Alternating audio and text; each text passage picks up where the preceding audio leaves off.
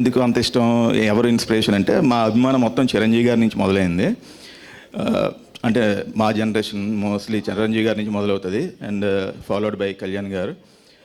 చిరంజీవి గారి God father movie release అయిన తర్వాత నాకు ఆ వైట్ అండ్ వైట్ నచ్చి ఇంట్లో డిస్కస్ చేస్తే వైఫ్ సర్ప్రైజింగ్గా స్టిచ్చింగ్ చేయించింది వైట్ అండ్ వైట్. అనుకోకుండా కళ్యాణ్ గారిని మీట్ అయినప్పుడు దాని మీద ఆటోగ్రాఫ్ తీసుకున్నాను. అది కొత్తదే అయినా ఇంకా ప్రిజర్వింగ్ కోసం అలా ఉంచేసి వాడట్లేదు. అది ఫోటో ఫ్రేమ్ చేయించుకుంటున్నాను.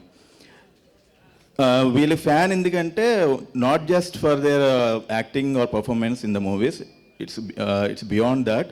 వాళ్ళ సోషల్ రెస్పాన్సిబిలిటీ, వాళ్ళ హ్యూమానిటీ గురించి.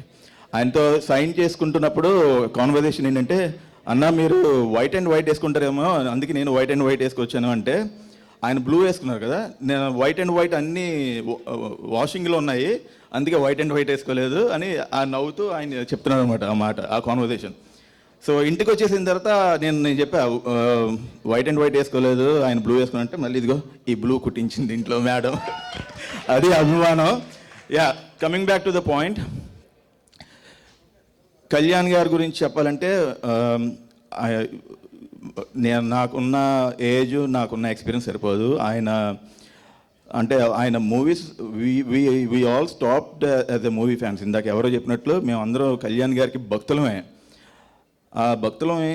ఆయన పడ్డ కష్టం, ఒక రాజా కింగ్ లైఫ్ ఉండే లైఫ్ అది వదిలేసుకుని one of the top most paid actor in India, ఆ లైఫ్ వదిలేసుకుని ప్రజల కోసం ఆయనకున్న మనీ, ఆయన ఎర్న్ చేస్తున్న మనీ ప్రతి పైసా డొనేషన్కి యూజ్ చేస్తున్నాడు. Most of it.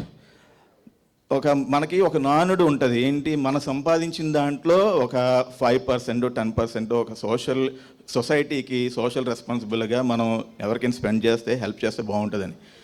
సో చాలామంది చేస్తూ ఉంటాం, మన చుట్టాల్లో గట్రా ఎవరైనా నీడీగా ఉన్న వాళ్ళకి హెల్ప్ చేస్తూ ఉంటాం. ఆన్ టాప్ ఆఫ్ ఇట్ తెలిసిన వాళ్ళు లేకపోతే తెలియని వాళ్ళు సోషల్ మీడియాలో ఏమైనా డొనేషన్ వెబ్సైట్ నుంచి ఎక్కడైనా చూసినప్పుడు బాధ అనిపించి చేస్తుంటాం.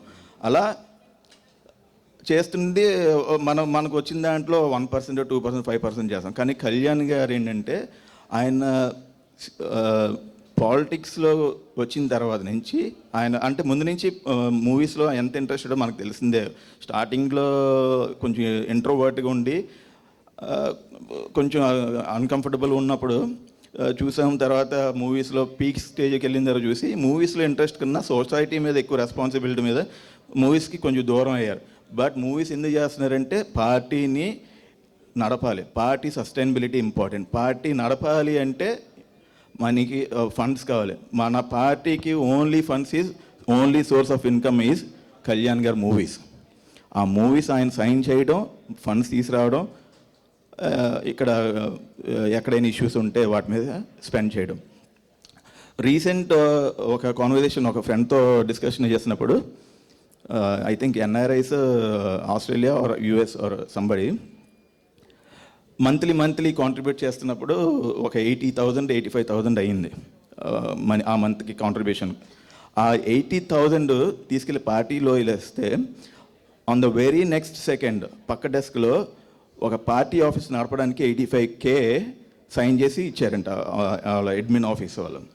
అంటే మనం మంత్లీ ఒక టీము మంత్లీ 85,000 కాంట్రిబ్యూట్ చేసుకుని వెళ్ళిస్తే ఒక మంత్ పార్టీ నడపడానికి వేరే ఒక ఊర్లో పార్టీ ఆఫీస్కి రెంట్ పే చేయడానికి 85 చేశారు.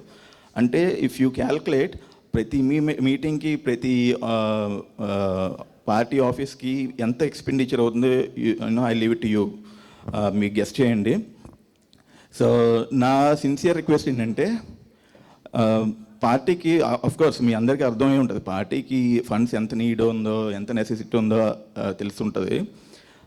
కళ్యాణ్ గారికి మనీ కావాలంటే, ఫండ్స్ కావాలంటే there are different ways, numerous ways. సినిమాల్లో కాకుండా యాడ్స్ చేయాలంటే చేయట్లేదు. ఎందుకంటే యాడ్స్ చేయాలంటే ఎన్నోసార్లు మనం చూసాము ఎథిక్స్ ఆపుతున్నాయి. అందులో ఉన్న రాంగ్ మీనింగ్ ఆయన క్యాప్చర్ చేసి I may be promoting wrong product అని చెప్పి ఆ ఎథిక్స్కి కొంచెం డిస్టెన్స్ మెయింటైన్ చేసి ఆపేసారు, ప్రమోషన్స్ చేయట్లేదు. సరే పోనీ ఎవరైనా దగ్గర డొనేషన్స్ తీసుకుందామా ఇంట్రెస్ట్